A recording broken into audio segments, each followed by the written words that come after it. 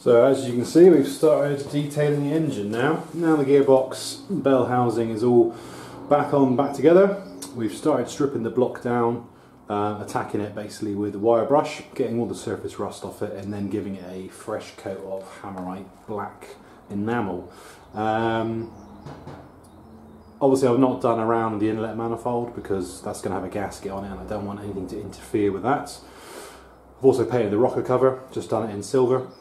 And also started painting the chassis rails down here as well.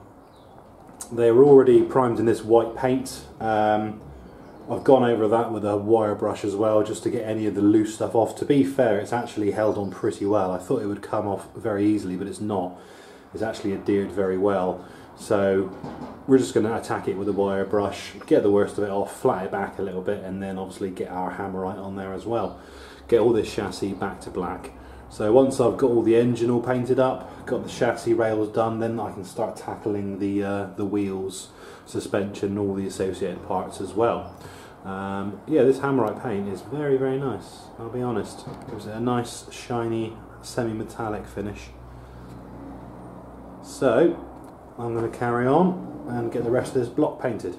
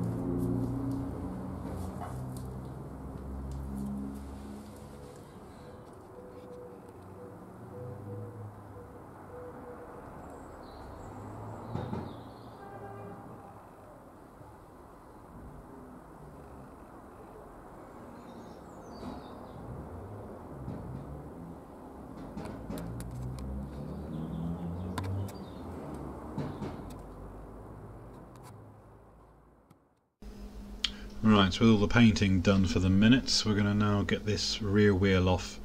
We want to take the whole thing off, the whole hub, all the assembly, the shock, everything, just so we can check all the parts individually. It's been stood for 10 years, I don't know how good the shocks are. I expect the brakes are going to be shot in it. they'll probably be rusted. So start by taking the universal joint apart where it comes out of the rear diff. I may as well take it apart at the joint rather than actually take the entire plate off the side of the diff, otherwise all the fluid's just going to drop all over the floor. So whilst I will change it at some point, you know, there's no point doing it now.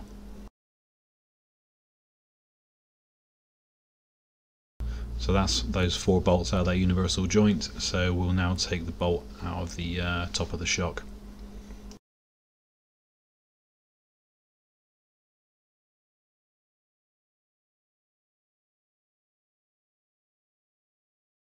And with that top bolt out, now we've got to split the brake lines. So you've got a standard brake line going into a flexible joint there.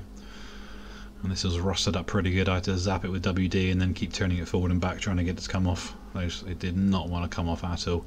Not helped by the fact, of course, that my tool kit is metric and all these are imperial, so you're always trying to find the closest thing to it, and there's always a little bit of play in the spanners, so you're never really getting a positive grip. But you know, I could go and buy an imperial set of spanners if I really wanted to, but these seem to be working for the minute. So, and with that off and the handbrake cable disconnected, the whole hub slides out. Obviously I took the wheel off as well. Right, now we've got that side off, that's going to make life a lot easier. I was struggling for a while trying to figure out how to get the brake cable off, because obviously the steel cable is threaded, has a threaded piece on the end. So whilst that's attached to the car, you can't rotate the cable to unscrew it, because obviously the cable's still attached on the other side. Now of course I could take it off on the other side, which would allow me to rotate the cable, but then how the hell do you put it back on?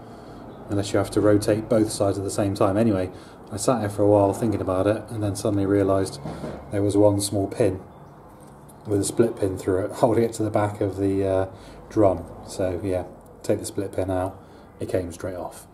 It took me about half an hour to figure that out, but there you go. These are the brake shoes that are in it. As you can see, the actual pad part has just completely come off that side, and that side is actually snapped in half. So don't know how long they've been in there, but obviously we're going to change them out anyway. So now we're just going through scrubbing out the inside of the hub itself, making sure that's all nice and clean.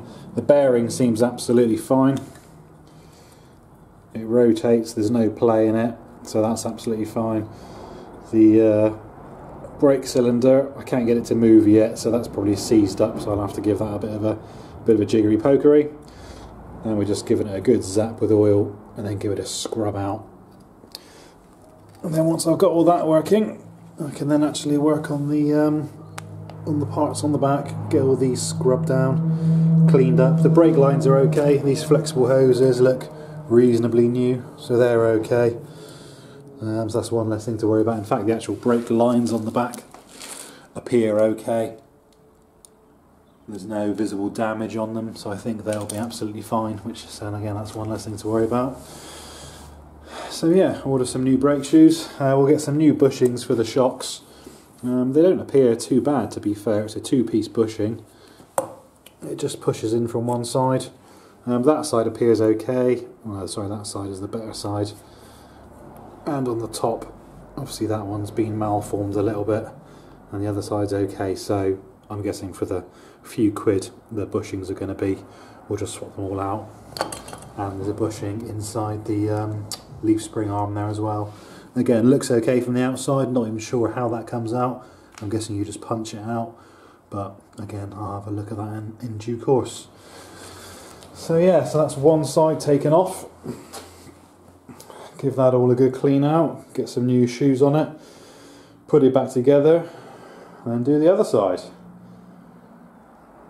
Joy of joys. And then while they're off, I'll give the diff a good scrub as well.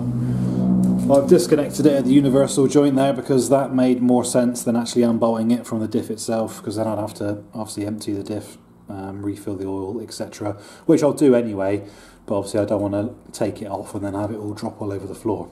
So I'd rather get it all reassembled again, get it all painted up, and then just bleed it, clean it, and put fresh oil in it, rather than do it the other way around, which is just to rip it off and have it go everywhere. This side of the chassis rail is painted now. I've still got to do the underside. but I'll get it up on ramps to do the underside, and then once I get the front off, I'll then paint that as well. The block's now been painted for the most part, looks nice and clean. Done the water pump there as well, so that looks a bit nicer. Not sure what we'll do with the pulley wheels for the water pump and the crankshaft. I think we'll probably just strip them back and maybe give them a lick of silver paint, I don't know. Make them look a little bit tidy. Timing chain cover, that's all done. And the other side of the block's done as well. I'll give the distributor a little bit of clean up at one point, and obviously put a new oil filter on it as well. And I must put the starter back in as well. But yeah, looking a little bit more clean and tidy. Never ends.